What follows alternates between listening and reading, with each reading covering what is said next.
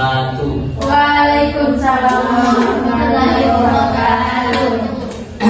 Alhamdulillahirrahmanirrahim. Bersyukur kita panjatkan atas kehadiran Allah Subhanahu wa taala yang telah memberikan kita kesehatan, kesempatan serta agar kita dapat menghadiri pembelajaran hari ini. Salawat serta salam kepada pembelajaran dirikan kepada baginda dan besar Nabi Muhammad SAW yang telah mengantar kita pada alam keberkahan menuju seperti kita sekarang. Baik, bagaimana kabarnya anak-anak? Baik, Pak. Pada pertemuan kali ini kita akan membahas tentang substansi dan strategi dakwah Rasulullah di Mekah. Nah, perlu kita ketahui bahwa pada awal dakwah Rasulullah itu dimulai di kota Mekah. Pada awal datangnya Islam berkembang di Mekah. Nah, baik, langsung saja. Yang pertama itu ada substansi dakwah Rasulullah SAW. Nah, yang pertama adalah memperbaiki akhlak masyarakat Mekah yang mengalami dekadensi moral seperti tumbuh subur yang bisa berjudi, minum. Dakwah Rasulullah di Mekah itu dia tidak berfokus pada mengatur tentang atau menciptakan sholat, tetapi dia berfokus pada memperbaiki akhlak masyarakat kota Mekah pada saat itu, di mana pada masa itu masyarakat kota Mekah masih sangat memiliki sifat jahiliyah, yaitu masih sering berjudi, minum keras dan berzina. Nah, dakwah Rasulullah itu masih berfokus pada perbaikan akhlak. Kemudian selanjutnya adalah menegakkan persamaan hak. Nah, menegakkan hak yang dimaksud pada poin ini adalah bagaimana Rasulullah memperjuangkan kesetaraan antara laki-laki dan perempuan, di mana pada saat itu masih ada ketidaksetaraan dalam mendapatkan hak. Coba itu yang lagi main-main perhatikan dulu ya, tidak lama menjelaskan. Pada saat itu Rasulullah berfokus pada menegakkan persamaan hak, di mana masih ada penindasan kepada kaum di bawah, misalnya pada kaum perbudakan, sehingga Rasulullah SAW datang untuk menegakkan hak tersebut agar tidak ada lagi perbudakan. Nah, kemudian ada selanjutnya meluruskan tauhid. Nah, meluruskan tauhid yang dimaksud ini adalah Rasulullah datang untuk memperbaiki, meluruskan cara masyarakat dalam menyembah Tuhan. Nah, pada zaman tersebut di Mekah memang sudah, coba yang di depan ini. Ya, Pak, maaf. Pada saat itu masih banyak penyimpangan, terutamanya di kawasan Ka'bah atau di Masjidil Haram, di mana di sekitar Ka'bah itu masih ada patung-patung berhala yang disembah oleh sebagian kaum Quraisy, di mana Rasulullah datang untuk meluruskan tauhid agar tidak menyembah selain kepada Allah.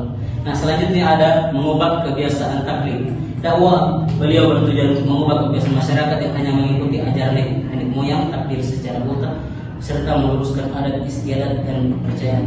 Nah, pada saat itu juga di kota Mekah masih banyak yang menegakkan ajaran nenek moyang, di mana menyembah beberapa berhala seperti Lata dan Uzza dan lain-lain. Nah, Rasulullah SAW diutus untuk menghilangkan segala bentuk-bentuk berhala dan berfokus pada menegakkan tauhid di kota Mekah.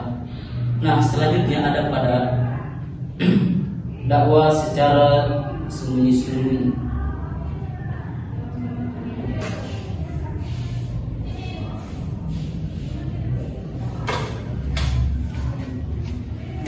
Dakwah Rasulullah itu dimulai dari tingkat yang paling kecil, itu dimulai dari keluarga, karib, kerabatnya. Kemudian ada juga dakwah secara sembunyi berlangsung 3 sampai 4 tahun. Nah, kemudian Rasulullah SAW mempersiapkan diri dalam menghimpun kekuatan, dan mencari pengikut yang biasa kita kenal dengan as-sabiqun al-awwalun, atau orang-orang yang mengikuti Rasulullah pada awal-awal peradaban Islam. Nah, kemudian selanjutnya ada dakwah secara terang-terangan. Nah, kemudian dakwah secara terang-terangan ini dilakukan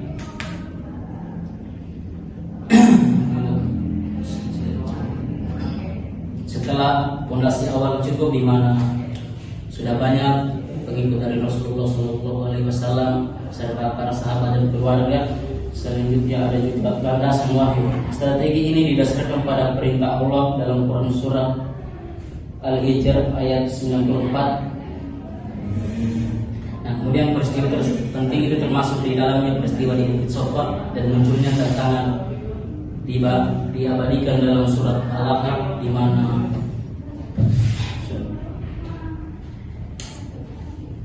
baik, mungkin itu saja yang bisa Bapak sampaikan pada kesempatan kali ini. Selanjutnya Bapak akan memberikan sedikit pertanyaan kepada anak-anakku sekalian untuk melakukan evaluasi nanti apa di saya sudah teruskan semua Bapak.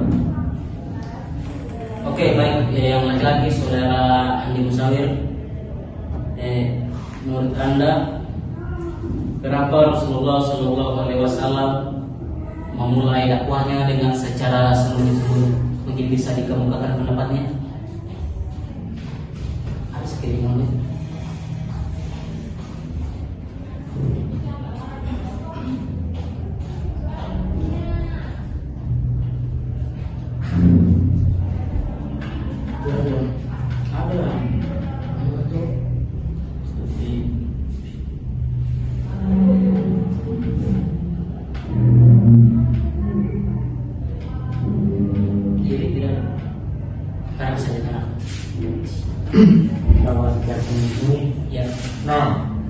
Mengapa Rasulullah SAW melakukan dakwah secara sembunyi-sembunyi? Karena pada zaman Nabi Muhammad SAW itu pada saat itu banyak orang-orang yang membenci Rasulullah SAW. Jadi untuk mengantisipasi apa yang sering terjadi kepada Nabi Muhammad SAW, adanya pelemparan terhadap Nabi Muhammad, adanya pendidikan manusia. Pada saat itu suku-suku Arab Badui banyak yang mengejek Nabi Muhammad SAW, dan tujuannya itu untuk mempersiapkan diri, menghimpun kekuatan dan mencari pengikut yang setia. Mungkin itu saja Pak. Baik, terima kasih saudara Musawir. Beri dulu tepuk tangan untuk teman-teman.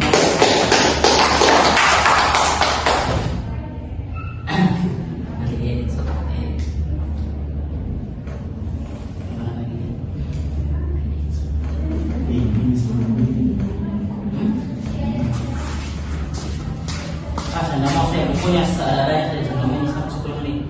Tuh, banyak.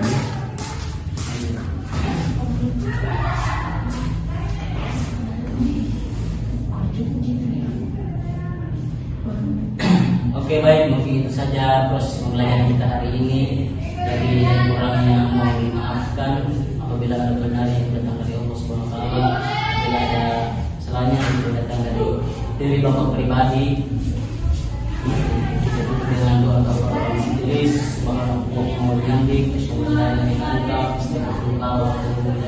Assalamualaikum warahmatullahi wabarakatuh. Waalaikumsalam warahmatullahi wabarakatuh.